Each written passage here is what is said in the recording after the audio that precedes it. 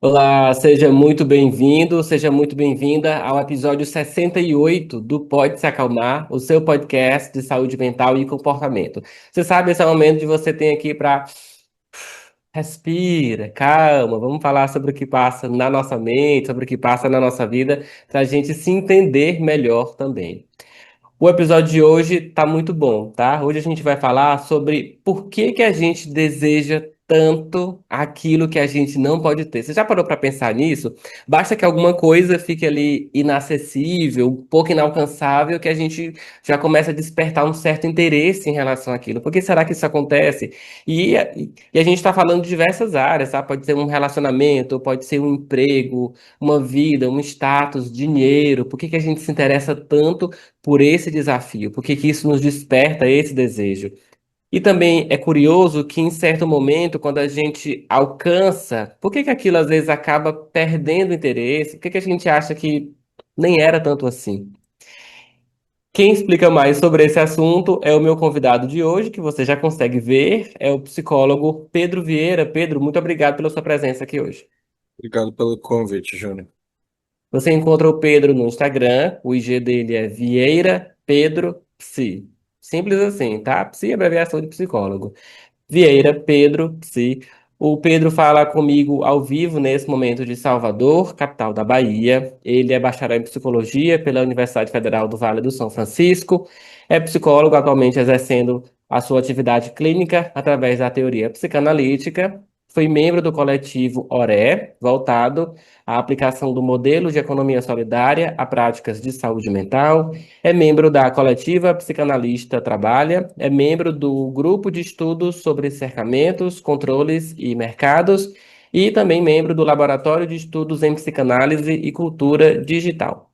E atualmente atende online para você que é de Salvador, que é de Teresina ou de qualquer parte do Brasil e também do mundo. Pedro, eu queria iniciar a nossa conversa com a pergunta que é tema do episódio de hoje, que Uhum. intriga a gente na nossa lida cotidiana. Por que que a gente deseja tanto aquilo que a gente não pode ter? Pedro, qual que é a explicação da psicologia para isso? Eu vou falar assim de um ponto de vista mais específico, né, que é o da psicanálise, né? É, não sei, né? Eu acho que talvez seja interessante a gente começar por essa ideia de pensar o que é esse querer, né, do ponto de vista da psicanálise, né, e como é que ele vai se constituindo na nossa vida, né? A gente vai crescendo, né, ao longo da nossa vida, né, lidando com um certo conjunto de expectativas, né, que vão sendo geradas para nós, né, como modelos mais ou menos ideais, assim, de funcionamento, né, em relação aos contextos das nossas relações pessoais, né, da maneira como a gente de repente tem que se portar dentro da família, né, em relação à nossa sexualidade, em relação ao trabalho, né, em relação a esses ideais de sucesso, né, que a gente tem que atingir, né, para ter um maior, menor reconhecimento na vida, né, e o desejo aparece aí como esse ponto, né, esse acontecimento que não é obra, assim, né, de uma vontade individual, né, mas é produto dessas relações que eu acabo de mencionar, né, e o desejo vai produzir, né, esses efeitos, né, em alguma medida, orientando mais ou menos aquilo que a gente deve ou não deve ser, né? E vai dar o campo de possibilidades para a gente pensar, né, nessa questão, né, de quem somos, né, e aonde queremos chegar, né? E muitas vezes esse processo é um processo que passa por diversas questões, né, que estão não só no âmbito, né, desse acontecimento, né, mas de todos esses condicionantes, né, que vêm da sociedade, né, vêm da cultura, às vezes vem do momento político que a gente está vivendo, né, em algum ponto. E a partir disso a gente vai gerando, né, um certo conjunto de soluções, né, problemas, né. O desejo ele se situa nesse meio, né. Ele não visa resolver muita coisa, né, mas ele visa direcionar, né. E na medida que a gente se direciona, a gente encontra, né, com essas questões assim que fazem parte da nossa vida cotidiana, né? E muitas vezes a gente se depara com uma diferença, né? A gente pensou tanto, né, que aquilo dali, né, pelo que a gente já recebeu, né, poderia ser, né, de uma forma específica, né? E muitas vezes a gente chega nesse ponto e percebe que não é nada daquilo, né? E nem sabe se a gente de fato quer aquilo, né?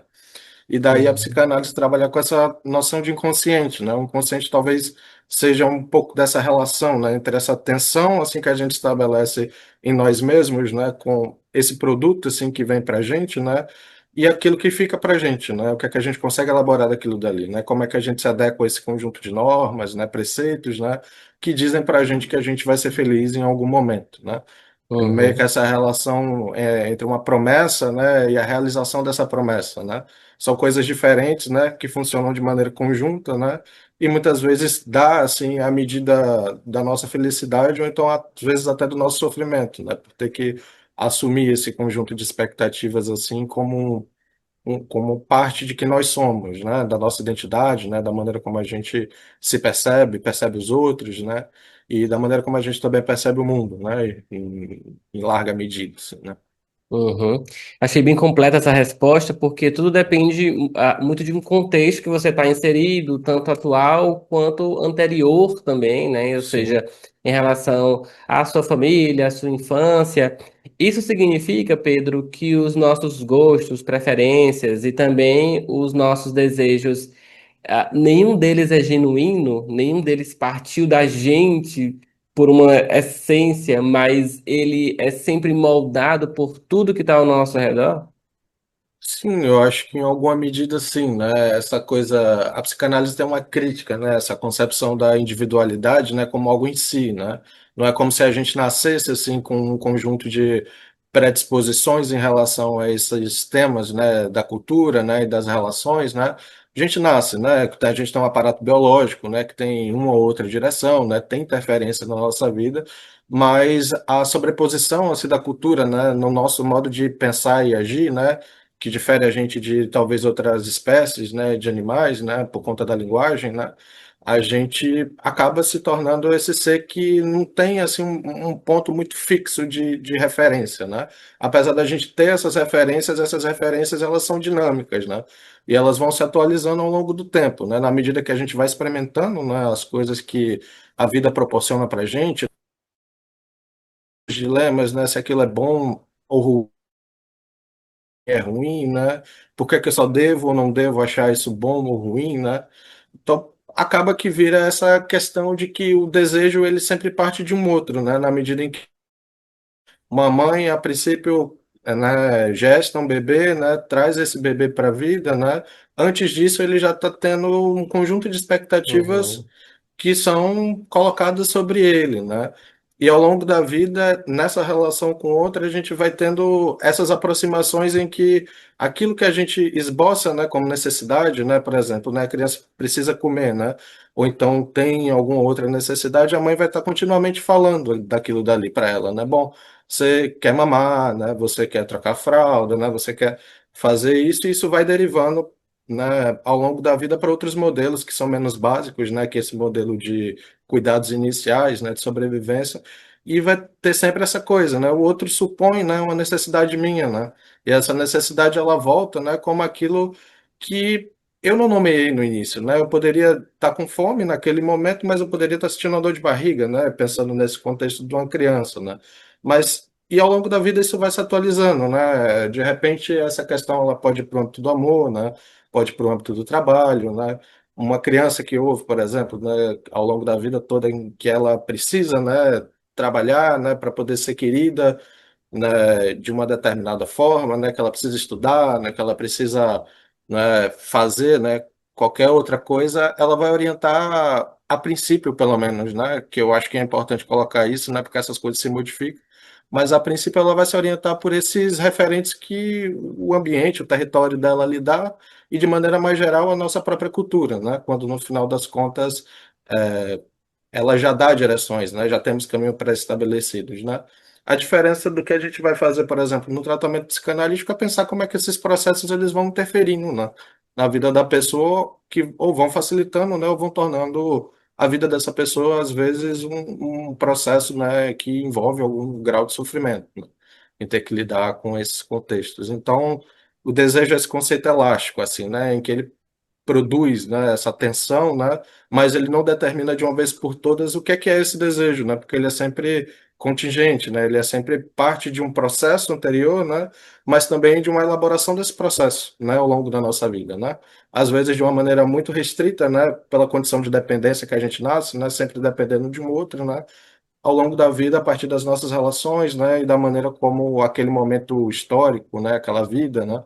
Está sendo significada, né, de alguma medida, né, e talvez o peso seja esse, assim, né, o desejo ele é produto, né, dos significados que a gente atribui, né, mas a gente Uhum, pode divergir, né, concordar, né, ou mesmo transformar, né, essas condições, né, para talvez pensar aí numa possibilidade do que é que seria é, pensar, né, essa questão do genuíno, né, a ideia é que esse genuíno ele não é um produto isolado, né, mas ele é um produto talvez das heranças que a gente traz, né, tanto no sentido mais básico quanto no sentido mais extenso, assim, né, da coisa, né?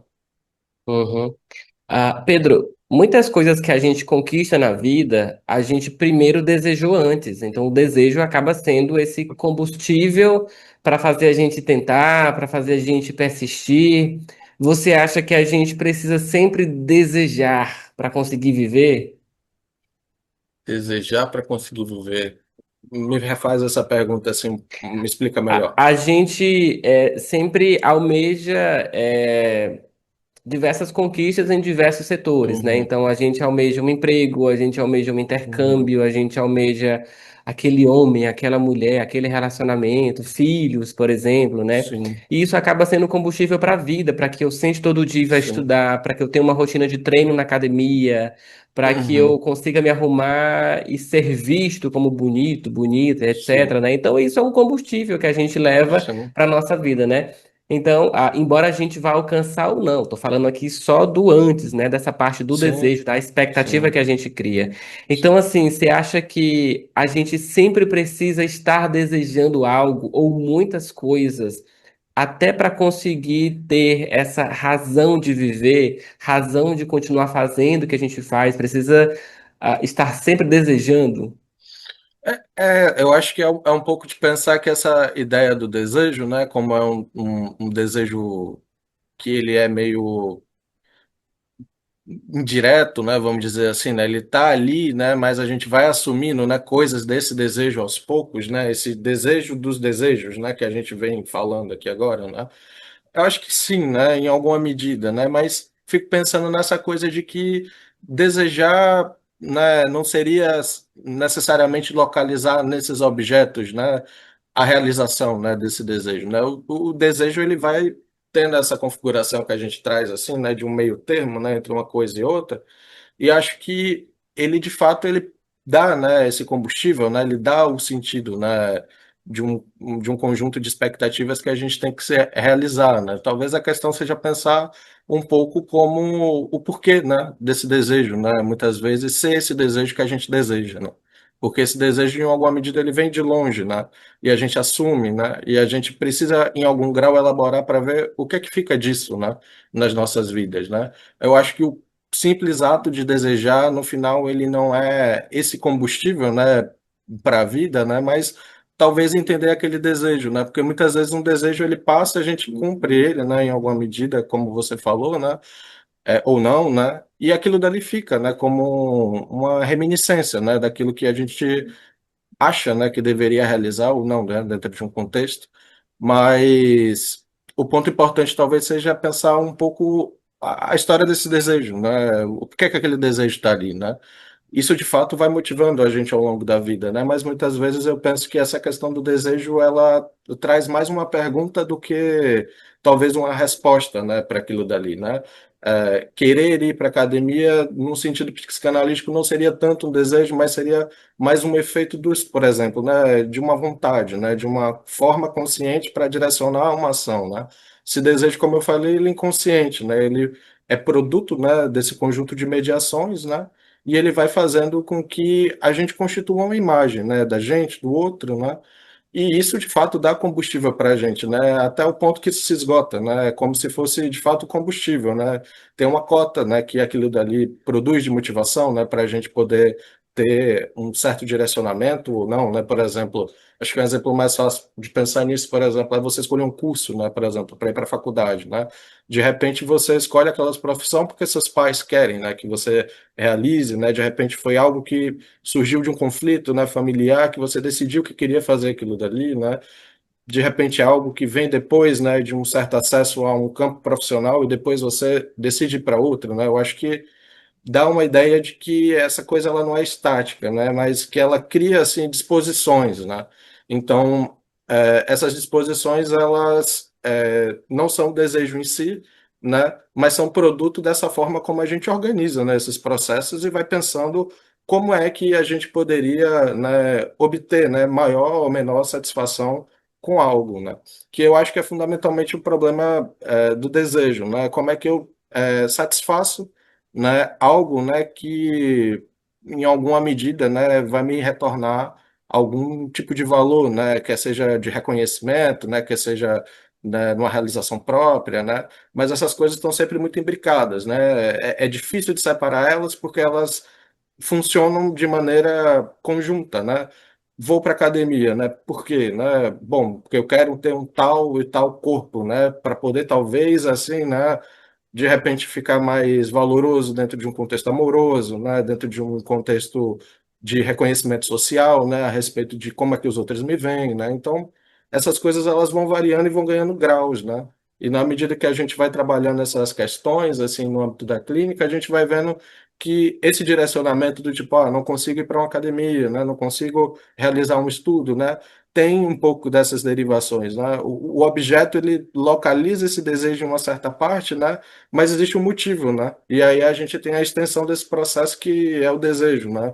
De um porquê, né? Eu quero aquilo, né? E do que é que isso me promete, né? Do que é que isso vai, aonde é que isso pode me levar, né? O que é que, Uhum. enfim, né?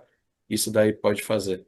E assim que a gente vive um jogo de expectativas na vida, né? Então a gente vive Sim. um jogo de querer algo e a gente cria na nossa cabeça a expectativa de como seria quando a gente tivesse esse algo, né?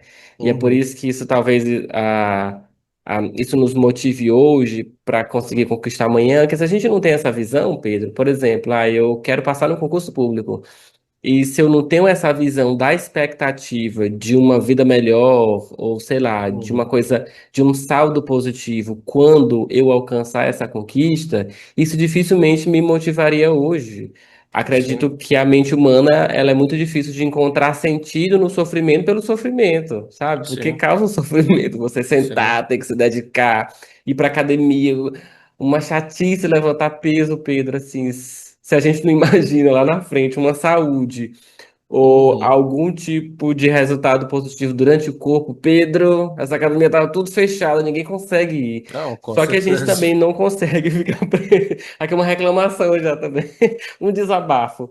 Mas assim, a gente também precisa ficar preocupado de não ficar preso apenas no desejo, né? Então, assim, em algumas situações, a pessoa pode ficar presa no desejo pelo desejo, né? A pessoa se acostuma apenas a desejar, ou de certo modo não faz nada por aquilo, ou desiste, ou muda muito rápido de desejo para que não chegue numa conclusão de tive sucesso ou fracassei, e a pessoa pode ficar pulando de vontades e vontades, Uhum. desejos, metas, objetivos diferentes, e ficar Sim. preso nesse loop de nunca chegar num resultado, Pedro. Sim. Sim, né? Mas eu acho que é justamente esse o ponto que eu estou tentando trazer, assim, né? Às vezes a gente identifica um objeto, né? Uma coisa, assim, que a gente diz, né? Que a gente, né? De repente quer muito, né? Mas muitas vezes isso funciona, né, de uma maneira meio às avessas, né? A gente vai pensar assim, né? Por que que eu quero realizar esse concurso, né? Eu de fato posso querer, né, ter uma vida melhor, né? Posso querer estabilidade, né? Posso querer, né, pensar assim em condições, né, a princípio que facilitem, né, a minha vida e os meus acessos, né? Mas isso não se reduz talvez a somente esse ponto mais utilitário, assim, né? Às vezes a ideia de querer um concurso pode passar por outras questões, né? Por exemplo, como você falou, né? E a gente de fato tem visto esses resultados, né?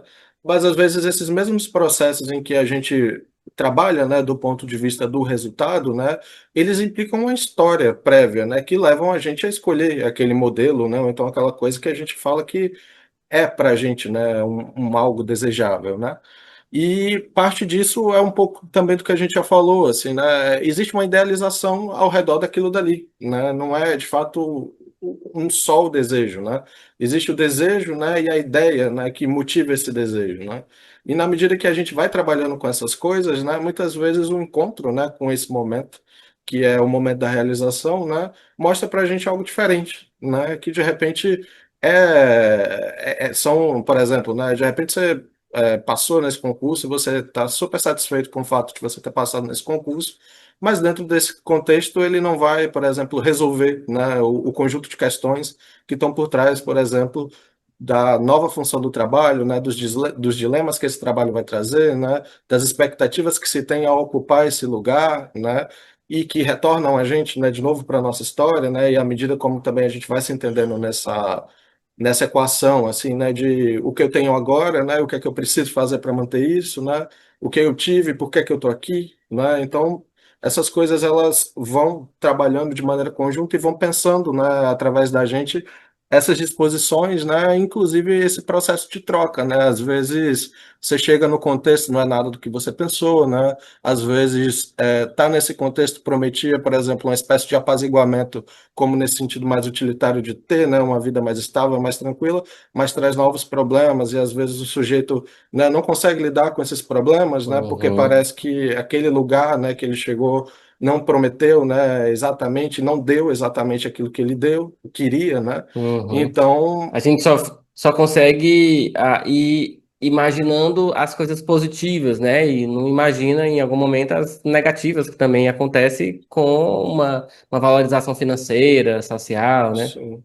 E o interessante dessa coisa é que você vê, né, o objeto muda, né, mas a disposição continua a mesma, né, no sentido de que você pode falar isso de um emprego, mas de repente você pode ir para o outro pensando a mesma coisa, né, de que, tipo, bom, aqui eu vou me estabelecer de tal forma, né, e essa tal forma ela nunca chega, então é sempre para frente, né, tentando buscar isso, né, quase que de uma maneira indefinida, assim, né, e aí por Uhum, isso que eu falo, né, o desejo para ele ser entendido em alguma medida, ele precisa ser interrogado, né, naquilo que ele está propondo para ele, né, porque ele funciona de acordo com a idealidade, né, daquele lugar, né. uhum, Então, muitas vezes essas coisas elas podem funcionar, né, de uma maneira que leva o sujeito a pensar que em algum outro lugar, algum outro emprego, em algum outro relacionamento, né, isso é bastante comum, né, ela vai achar, né, aquelas promessas, né, de realização, de restituição, assim, vamos dizer, no final de contas, que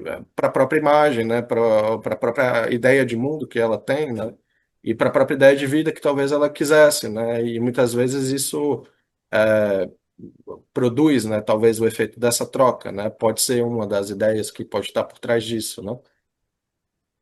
Vamos falar de relacionamento, trazer esse desejo para os relacionamentos, Pedro. Aí eu já Uhum, queria te fazer uma pergunta polêmica, tá? uhum, Por que que as pessoas emocionalmente indisponíveis ou já comprometidas, as pessoas já casadas, parecem despertar um desejo amoroso mais intenso, justamente porque estão nessa situação de estarem indisponíveis, inalcançáveis ali, sabe? uhum, Para um relacionamento. Por que que essas pessoas parecem desejar, parece despertar esse desejo mais intenso? Porque as pessoas gostam de sofrer pelo impossível, pelo que não. Por que que uhum. isso acontece, Pedro? Eu acho que é um pouco dessa dimensão, assim, talvez a gente pensar do desejo, né, e dessa questão do proibido, né, porque a gente está trabalhando dentro de um conjunto de regras, né, que dizem que para a gente, né, de repente aquilo dali pode ser mais valoroso, não? A conquista, né, às vezes pode virar esse objeto, né, não a pessoa em si, né? E aí parar para pensar nesse ponto, assim, né, de que de repente a motivação, né, por trás dessa questão, né, de querer o impossível, né, é o que está por trás do próprio desejo, né, na medida que a gente está falando, né, porque a gente pensa, né, que aquilo dali, né, pode sanar, né, em alguma medida essas expectativas que já estão sendo gestadas ali na gente, né? E, por exemplo, numa situação dessa, eu fico pensando de maneira mais imediata que a gente pode pensar em a gente ser escolhido em detrimento de outro, né? Por exemplo, né? E aquilo dali é um exemplo, né? Pode ter várias razões, mas é o que eu consigo pensar agora. E E a isso gente gosta restitui um disso porque valor, alimenta né? nosso ego? É, sim, né? Em alguma medida é essa coisa de uma certa recuperação de um valor, né? Assim, do outro, né? Desses esquemas de triangulações, assim, eu acho eles interessantes, porque a gente vai estar lidando não só, né, com aquele que a gente deseja, né?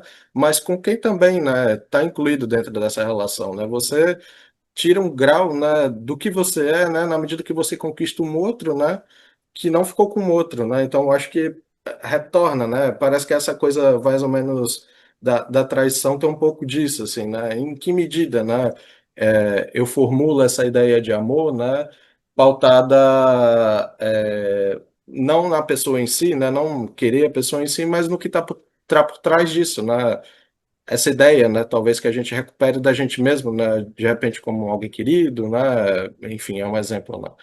E, Uhum, e pode ser por aí também, né, podem ter outras razões, né, mas no final de contas pode ser esse arranjo do sujeito com a maneira como ele consegue se perceber, né, nas relações, né, e na maneira como ele também consegue se reposicionar em relação a quem ele é, né, se ele conquista, né, se ele faz, né, talvez em alguma medida isso possa ter algum sentido para ele, né, no âmbito de uma vida pessoal, né, que esse formato de relação ali possa funcionar, né, como esse vetor, assim, né, de, de um certo lugar, né, vamos dizer assim, né, de relação. uhum. No caso de uma pessoa já comprometida, ela pode chegar a trair, não porque ela esteja necessariamente interessada em outra pessoa, mas porque ela quer continuar revivendo o ato de desejar? Seria isso? Deixa eu pensar um pouco. É porque é difícil dizer assim essa coisa do que a pessoa está querendo, porque a gente precisa dessa pessoa concretamente para dizer mais ou menos os motivos, né, do que Sim. levam ela a fazer isso, né? Mas eu acho que são formas de expressão desse desejo, né? E às vezes formas não pode ser uma forma possível, né? Mas às vezes podem ser formas não elaboradas, né? Porque se a gente para pensar, essa própria ideia do casamento, essa própria ideia da relação, né, ela vem a partir de um certo modelo, né, de conjugalidade, né, de atribuições e de lealdade, e muitas vezes a gente pode assumir isso dentro de um ponto de vista, às vezes, que a gente, às vezes, precisa manter, né, uma funcionalidade dentro de uma família, né, pensando num papel social, né, e se interessar sexualmente por outras, né? E isso não é admitido dentro desse formato de relacionamento, né? E às vezes essas coisas vão criando tensões, né? Porque no fundo ali, isso não fica explicado, né, para quem está fazendo esse processo acontecer, né, o porquê, talvez, né, de ela não conseguir, né, entender essa dinâmica do porquê eu estou traindo, né, ou então por que que eu preciso disso, né, para poder, né, estabelecer essa relação com essa outra pessoa, né, que está dentro desse relacionamento, né. Às vezes os formatos, né, de relação são muito estritos, né, a gente não consegue refletir quais são as possibilidades, né, de relação que a gente pode estabelecer dentro de um casamento, né? Quais são os pactos, né? E isso fica de uma maneira colocada, assim, né? Implicitamente, né? Como um modo de funcionar, né? Às vezes, para satisfazer um desejo, né? Eu preciso trair esse modelo, né? Que limita, assim, um certo conjunto de possibilidades e, no final de contas, também, né? Em alguma medida, pode fazer aquele modelo funcionar, né? Então, eu acho que a ideia seria um pouco disso, assim, né? De que não tem uma justificativa clara, né? Mas existem modelos assim que vão funcionando, né, para as pessoas, né? E que às vezes eles se estruturam a partir do que a gente naturaliza como as nossas posições dentro do próprio relacionamento, por exemplo, né? Uhum. Às Mas a vezes pessoa ela pode estar viciada no jogo da conquista, na paquera, no flerte, e se você acaba se viciando nisso, você vai ter muita dificuldade de permanecer num relacionamento só porque Uhum, a pessoa vai acabar achando aquilo monótono e uhum. já não tem mais a graça, o estímulo do desejar, né? Sim, é um pouco de pensar nisso, né? O que é que incita um desejo, né? É essa coisa de que o que é que motiva, né? No final das contas, isso, né? E eu acho que a gente tem que pensar isso de maneiras distintas, assim, porque se a gente fala de uma maneira genérica, né, parece que a conquista ela se dá Sim. num plano por fora, né, mas a gente tem cortes de gênero, né, por exemplo, dentro dessa situação, né, em que os casamentos muitas vezes são muito mais favoráveis aos homens, né, ter que fazer esse processo, né, do que as mulheres, né, tem um peso e uma liberação social, assim, em relação a esse tabu da questão da traição, né, e da fidelidade. Então, existem papéis organizados, né, dentro dessa questão, né? E aí a gente pode pensar que existe também uma distribuição desigual dentro do relacionamento, né? A gente pode pensar que dentro desses contextos certos processos são mais admissíveis de um lado, por exemplo, também do que do outro, né? Uhum. Então, se a gente pensa de um ponto de vista assim, talvez do homem, né, socialmente a gente é incitado, né, a essa questão de ter uma sexualidade de uma maneira mais fora desse parâmetro, né, vamos dizer assim, né, de uma certa parte contratual, né, vamos dizer, né. A mulher é muito mais condicionada, talvez, de um ponto de vista a ficar dentro daquele papel social, né, e muitas vezes isso produz sofrimento, né, dentro do contexto do relacionamento, né.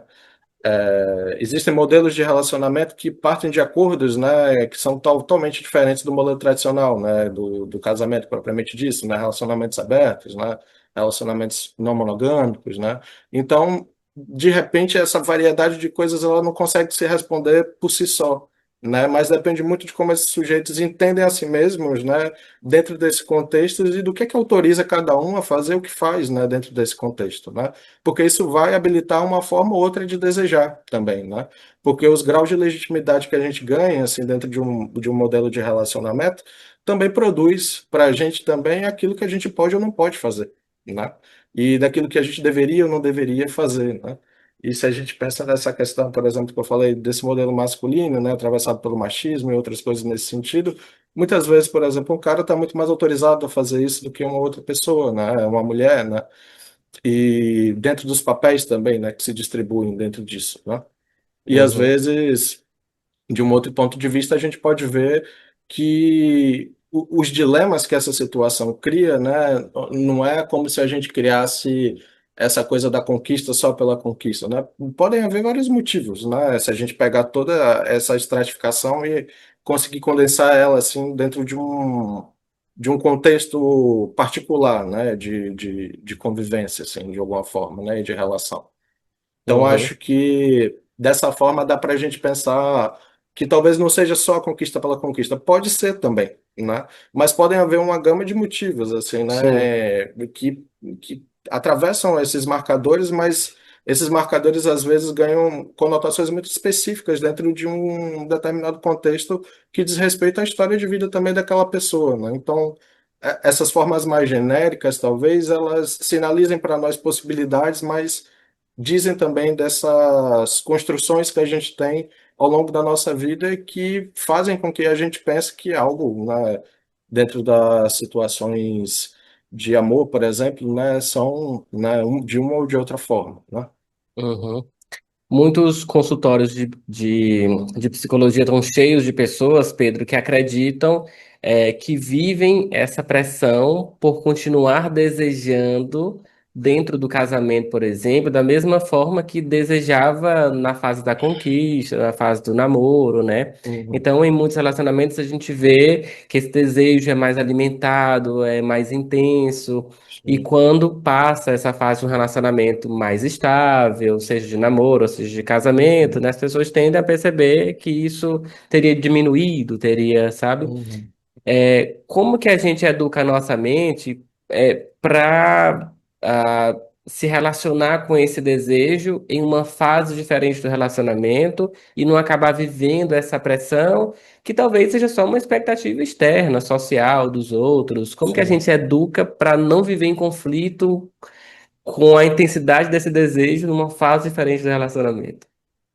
Eu acho que é a questão da análise, né, no final das contas, né? Eu acho que a gente não educa, né? É uma relação conflitiva, né? É algo que às vezes transborda e a gente não sabe muito bem onde colocar isso, né? Talvez o primeiro ponto seja pensar o porquê aquilo dali está acontecendo daquela forma e naquele momento, né? Uhum, Porque às vezes é essa questão que você fala, né? Apaixonamento é diferente de amor, né? Eu acho, né? E a partir daí desse momento, quando as ilusões assim do apaixonamento, né, que vem assim carregado de promessas que a gente traz da nossa própria fantasia, né, em relação àquilo que a gente aprendeu como a gente deve ser amado, como a gente gosta de ser amado, como deveria ser o contexto ideal de ser amado, né, através do apaixonamento, e a gente se depara com uma pessoa totalmente diferente da gente, diferente do que a gente concebeu, né? Então me parece que a quebra está justamente aí, né? A gente vê alguém nos termos dela, né? Não nos termos dessa fantasia que a gente fez de alguém, né? E que às vezes a gente veste a pessoa, né, que a gente está, né? Naquele contexto, né? E se o apaixonamento acabou, né? E se ele era o único motivo que sustentava uma relação, né? O que mais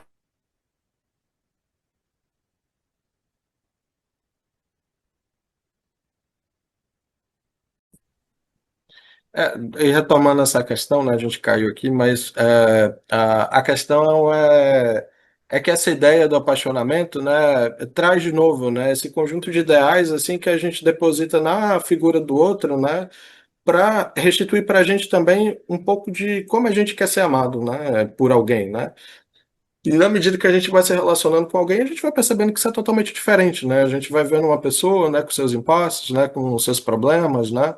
E muitas vezes isso se torna, né, perceber o outro, né, nos termos do outro, né, às vezes se torna um motivo, né, para essa quebra, né, dessa fantasia, né? Então, E um pouco na prática, a gente não precisa desejar a pessoa, não necessariamente, né? Desejar a pessoa no casamento como desejava antes dele.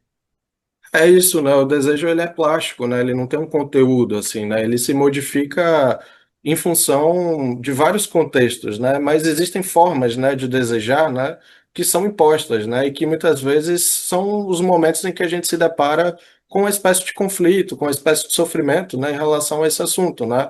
Pô, não gosto mais de fulano ou de fulano, né? Por conta de que a gente já não é mais o mesmo, né?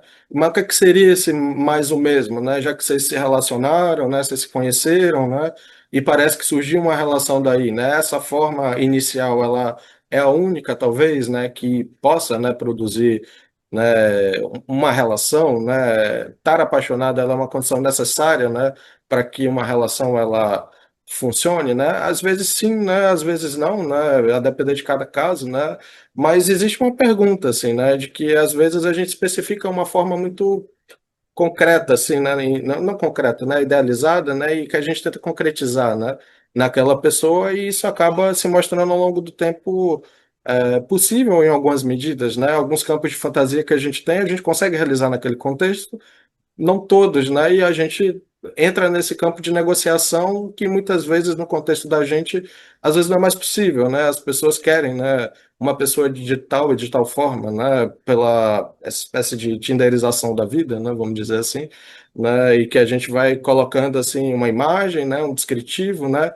E a gente arrasta para o lado se não for a coisa que a gente viu e concebeu previamente, né? E isso daí acaba reduzindo talvez a nossa experiência e empobrecendo um pouco, né, essa questão da relação, né? Mas muitas vezes eu acho que é um pouco disso, assim, né? O apaixonamento ele pode funcionar como uma válvula, né, para o início de um processo, né?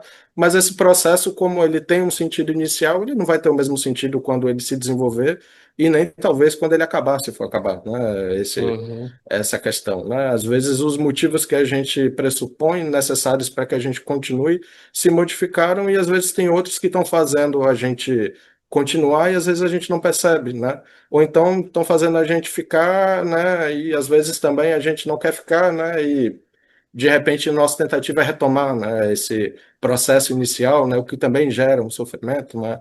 Em algum grau, uhum, né? E aí eu acho que tem essas formas, assim, né? De lidar com a situação e que em alguma medida é um pouco disso, né? O sentido ele não é estável, né? Ele ao longo do tempo ele se modifica, né? E se modifica na medida que a gente se relaciona com a experiência, né? De estar com o outro, né? De conhecer o outro, né? De saber quem é esse outro um pouco mais, né? Em que medida aquilo dali, né? Me realiza, né? Ou não, né? Mas eu acho que tem esse aspecto problemático de supor, né? Que o apaixonamento, o amor, ele é um contínuo, né? Ele é um produto de afastamento, né, de separações e reaproximações, né? Às vezes, no meio do casamento, por exemplo, algo do outro que a gente percebe ali que chama a atenção da gente pode fazer com que esse processo aconteça, não do mesmo jeito, né? Mas pode Uhum. acontecer de alguma outra forma, né? Ou E a então gente muda. mesmo. Ah, Sim. E a gente muda o tempo todo, né? Então, acaba sendo uma imaturidade emocional a gente querer agir ou reagir da mesma forma que a gente agia ou reagia no passado, 10 anos atrás, com outra uhum. idade, outra maturidade de vida emocional e etc. Eu queria que a gente falasse de ex agora, pode ser, Pedro? Vamos falar Pode dos, ser. dos Dos ex? ex. Quando a gente tá num relacionamento que acaba encerrando por algum motivo, é natural que a gente ache a pessoa mais desinteressante, né, nessa etapa final. Não à toa o relacionamento acabou ou está acabando, Uhum. né? Mas em muitas situações acontece de algum tempo passar e a gente começar a achar de novo a pessoa interessante, ou mais interessante do que era antes, esquecer alguns pontos negativos da experiência, do relacionamento com essa Uhum. pessoa. Por que que isso acontece? É a nossa mente com a dificuldade de processar, de assimilar a perda, de que a gente não Uhum. tem mais acesso àquela pessoa daquela maneira. Eu acho que é interessante porque é um processo de luto, né? No final de contas, né? Quando a gente perde alguém, né? Quando a gente rompe com uma situação ou com algo, né? E às vezes na experiência do luto isso é possível, né? A gente recobrar, né, em algum momento, né, aquilo que a gente tinha, né, a partir de certos aspectos, né? Mas sempre de uma maneira ambígua, né? Porque eu acho que essas coisas elas nunca vêm muito limpas assim, né? A gente não só lembra do que era bom, né? Mas essa experiência conflitiva do por que que eu lembro do que isso era tão bom e por que que a gente não tá junto, né? Por que que era tão bom e por que que não deu certo, né? Às vezes vem essa pergunta, né? E aí existe esse processo de lembrar o que que é isso que você está dizendo que era tão bom, né? O que que é isso que a gente julga, né? Que dentro de uma relação talvez seja possível, né? E que você achou bom dentro dela, né? E que não pôde, né? Quais foram os motivos, né? Vamos dizer assim, né? Que levam, né? Essa separação, né? E também o retorno, né? Essas imagens, né? Do que é que foi bom dentro dessa relação, né? E aí eu acho que pensar nessa dinâmica, assim, é pensar que esse processo da perda, ele também não é um processo linear, ele é dinâmico, né? A gente, em alguns momentos que a gente vai recuperando, né, essa imagem do outro, né? A gente tem que se perguntar também por quê, né? A gente recupera a imagem desse outro dessa forma, né? Nesse momento de agora, né? Existe um contexto, assim, né, dentro desse processo que vão levando a gente, a partir da nossa história, né, a atribuir sentido, né, àquilo que já passou, né, como uma perda de agora, né, do que é que a gente gostaria de ter, né, mas não necessariamente nesse parceiro, vamos dizer, né, mas nesses momentos, né, nessas ideias, né, desculpa, nesses pontos, assim, que a gente em algum momento considerou importante, né, que a gente se sentiu amado, né, que a gente se sentiu desejado, né, Uhum, e eu acho que a partir desse questionamento a gente consegue ter uma ideia mais ou menos assim de como uma ideia inicial, né? De como é que esse processo ele pode se desenvolver, né? E fico pensando que nessa via do luto a gente tem essas coisas, né? De que a gente pensa, né, naquilo que a gente perdeu, né? Em como é que a gente perdeu, né? No que a gente perdeu, né? Naquilo que a gente perdeu, né? Então existe um processo assim que por trás dessa questão da separação, né? Tanto dos namoros, mas talvez, né, extrapolando um pouco disso, a gente tem, né, esse outro como uma referência também, né, que eu acho que é um pouco disso que a gente vem falando, né, esse outro modifica a gente, né, esse outro dá parâmetros para a gente, né, atuais, né, para também entender quem a gente é, né, e na medida que a gente perde um outro também, né, a gente perde esse quem a gente é, né, essa identidade, né, em que a uhum, gente apoiava, assim, a nossa ideia de mundo, né, os nossos projetos de futuro, né, e muitas vezes a recuperação disso fala também, né, em alguma medida no como é que a gente, nesse momento agora, né, sem essa presença, né, a gente está lidando com isso, né, de que é essa coisa de que, bom, tinham certas coisas que se realizavam aqui, né, tinham certas coisas que eu queria realizar, né, e parece que nesse momento, assim, em um certo momento isso pode, né, aparecer como um dado assim da experiência do sujeito para pensar, pô, isso foi legal, né? Isso foi bom, né, dentro da minha relação, né? Acho que a questão talvez seja pensar em que medida isso também vai produzindo os impasses, né? Porque às vezes a gente fica preso, enroscado, né, nessa ideia do que foi bom, né? E do que não pode ser, né? Com outro contexto, né? Com outra pessoa, porque novamente a gente aporta esse conjunto de idealizações nessas pessoas, né? Ou então nesse contexto de relação, né? É como se aquele contexto de relação por si só desse assim os elementos, né, para a gente poder, né, vislumbrar certas coisas, né? E de fato ele dá, né, em um certo limite, mas também tem algo de nosso, né, nesse processo que acaba retornando, né? Que faz com que a gente se pergunte assim, o que é que dentro dessa relação, o que é que a gente quer recuperar, né? Para nós mesmos, né? O que é que ficou disso, né? E o que é que a gente quer fazer também, né? Com isso, né? Enfim, penso que dentro da clínica a gente vê um pouco disso, assim, né? De que a gente vai tentando formular assim essa experiência, né? Talvez possa, essa coisa, né? Os desfechos são vários, né? A gente pode dar vários destinos, né? A gente pode voltar, né? Perceber que a relação é importante, né? A gente pode pegar fragmentos dessa relação e ver o que é importante, talvez, para uma outra relação, ou então para algum sentido que você estabelece consigo próprio, né? Do que é importante nas relações, né? O que é necessário mudar, né? E às vezes a sobreposição dessas memórias eu acho que fazem parte desse processo, né? De uma certa elaboração, né? De um certo modo da gente revisitar, né, coisas que de repente saem, né, do contexto da relação, mas às vezes ficam, né, para a gente, né, como referências assim, né, de, de futuro, né, vamos dizer, né, e de agora, né, com essa questão da separação, né, do momento atual, né, do momento em que o outro não se faz mais como uma presença assim, na minha vida. Vamos falar de escolhas de vida. A gente tem falado muito de desejo, mas sempre sobre algo relacionado, por exemplo, a um futuro, né? Sobre algo que a gente. Vamos falar desse desejo em relação ao passado.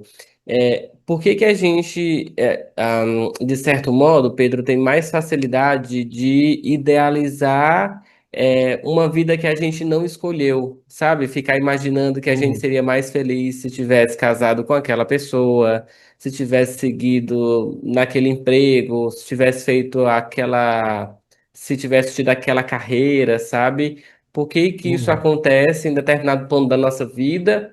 Claro, a gente sempre relacionando com algo do passado, se colocando numa situação de que não teria como mais voltar atrás, de que não teria como mais fazer algo hoje para mudar, sabe? Como se a rota já tivesse uhum. passado, o tempo tivesse passado em relação a isso. Por que que a gente tem certa facilidade em relação a isso? Você fala de retornar essas experiências anteriores, como é De isso? idealizar algo que a gente não viveu. De Uhum, imaginar que a gente seria mais feliz com outra pessoa, naquele outro emprego que a gente não escolheu e agora é tarde demais, por exemplo. De uhum, que a gente seria mais feliz morando em outro lugar. Acho que eu, sabe, acho que aqui não era o uhum, lugar, por isso que eu sou infeliz hoje, por isso que eu não sou mais feliz hoje, sabe? uhum, Ter esse desejo por coisa que a gente não escolheu antes no passado. uhum. Eu acho essa pergunta, eu acho que dá para pensar no seguinte sentido, assim, né? Eu acho que com base no que a gente está conversando, eu acho que essas experiências que a gente teve, né, elas também, inclusive experiências que não foram bem-sucedidas, assim, no sentido delas se efetivarem, né, elas acontecerem, né? Eu acho que elas servem de parâmetro para dizer também um pouco dessa noção do que a gente é hoje, né? E talvez retomar isso, né, pode ser uma via aí que o sujeito tem para elaborar a insatisfação atual, né, na falta, talvez, de uma possibilidade de conseguir se relacionar com um novo contexto, né, de relações, né, que tragam, assim, né, essa experiência, né, do que foi, né, uma relação, né, do que foi um trabalho, né, do que foi um certo contexto, assim, que a pessoa vivenciou, né, e me parece que é um pouco disso, assim, né? A gente sempre está às voltas, assim, com esse passado, na medida que a gente também quer projetar algo para nós mesmos agora e no futuro, né? Eu acho que eles não são dimensões dissociadas, assim, né? Mas esse retorno muitas vezes pode ser um pouco disso que a gente está falando, né? A gente constitui um campo de previsão, né, para aquilo que a gente quer, né, na nossa vida, né? Ou então porque é que a gente queria, mas não deu conta, né, para a nossa vida, né? E muitas vezes esse processo ele fica ocultado no ponto de novo, né?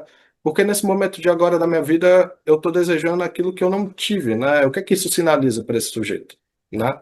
E de que forma que a gente pode pensar, né, esse elemento assim que ele está julgando, né, como ser necessário para a produção de algum tipo de bem-estar, né, algum tipo de felicidade na vida dele, né?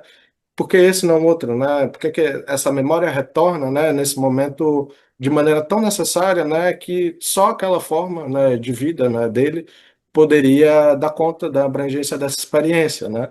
E eu acho que é um pouco dessa questão da idealização que a gente fala para frente, né? A gente também pode pensar para trás, né? A gente pode muito bem supor, né, que em algum lugar diferente, né, que não seja esse de agora, lá na frente a gente vai estar melhor, mas a gente também pode fazer o movimento inverso, né, de tentar, né, na falta de referências atuais, né, em um momento talvez em que a vida não traga assim, né, respostas muito mais rápidas, né, do que ela já trouxe em algum momento, né, e naquele momento que a gente está, né, realmente no momento mais tranquilo, de parada, assim, né, na nossa vida, isso daí pode voltar, né, como algo que traz para o sujeito uma questão, né, mas esse passado ele volta na medida em que ele quer dizer que em um certo presente, isso se coloca como uma questão do que eu quero ser, né? Do que eu queria ser agora, né? Porque em continuidade isso acaba virando uma ideia sobre a própria experiência da vida, né? Onde eu queria estar, né? Onde eu estou, né?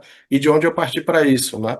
E às vezes se troca esse passado por esse futuro, né? Como se esse passado ele vai servir assim de imagem, inclusive para você idealizar esse futuro, mesmo que de uma maneira negativa, assim, né? No sentido mesmo do não, né? Eu não pude viver, né?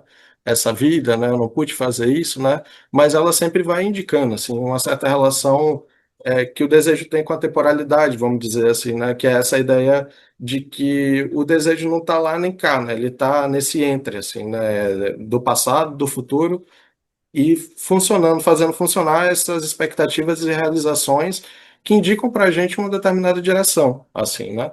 E às vezes o passado, na falta de perspectiva de futuro, né, vira essa chave, né, de leitura do mundo, né, da gente, né? Eu não pude fazer, né?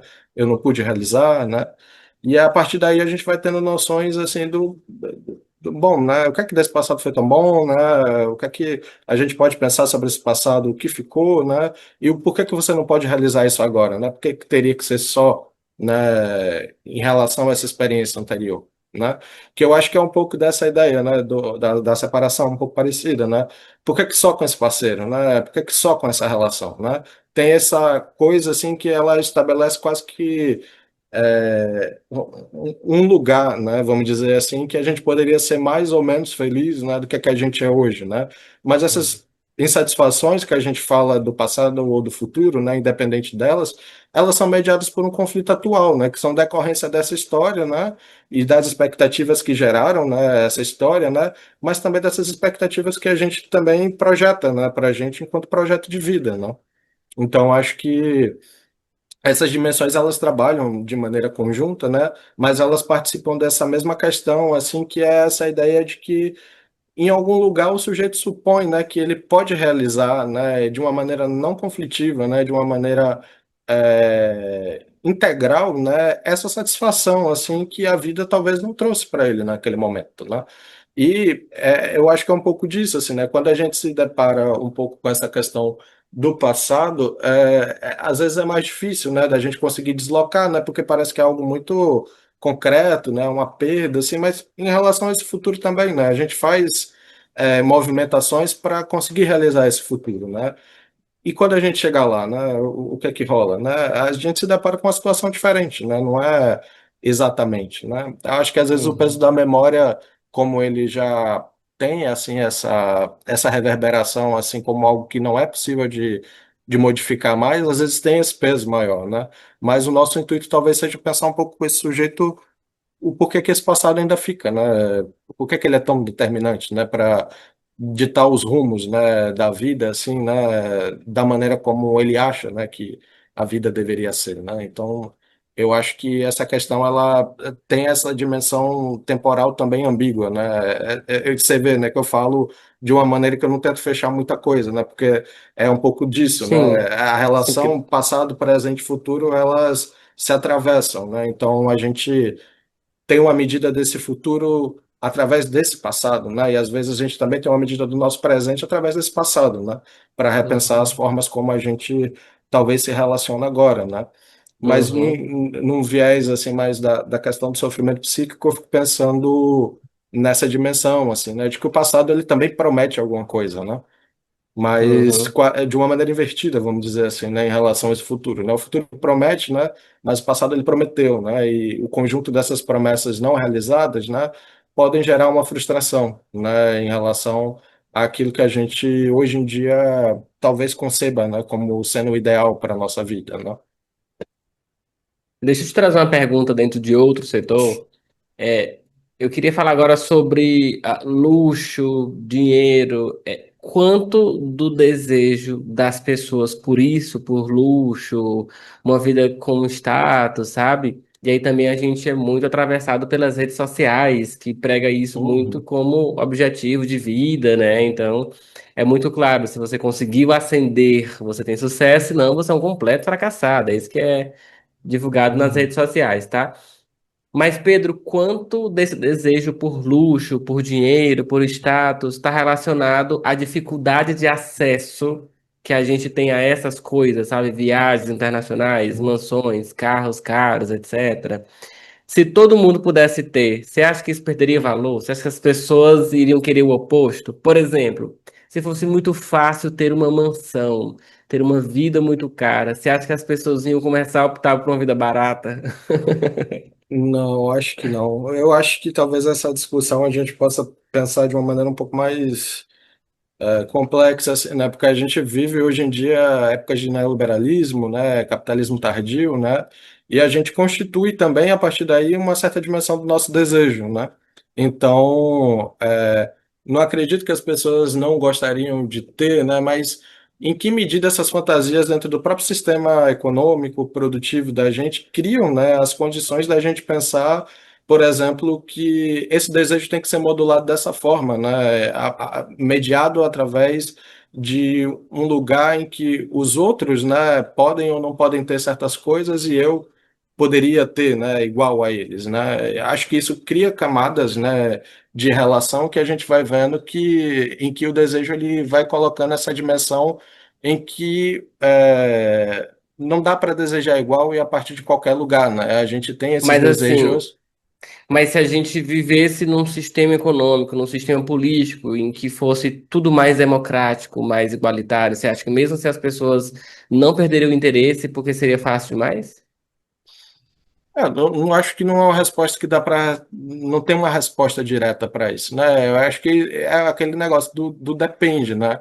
Hoje em dia a gente tem essa construção, né, a partir dessas mediações, né, sociais e políticas, assim, econômicas, né, que trazem para a gente a ideia de que, né, para a gente desejar, né, a gente precisa ser esse modelo do self-made man, né, que a gente precisa ser esse cara, né, que trabalha, né, que tem esses objetos, né, que dizem que em alguma medida prometem, né, algum grau de felicidade para a gente, né, de realização, né, e isso exclui, né, dessa partilha, né, dos bens, né, comuns, assim, da sociedade, da produção de riqueza, a possibilidade de outras pessoas acessarem, né, então a gente cria distribuições desiguais, né, em relação àquilo, né, e muitas vezes o que é básico, né, fica do lado de fora, né, e se a gente for pensar nessa questão do luxo, né, trazendo isso daí, né, talvez, né, dentro de outro sistema econômico, né, a gente pudesse formular o desejo de uma maneira diferente, né?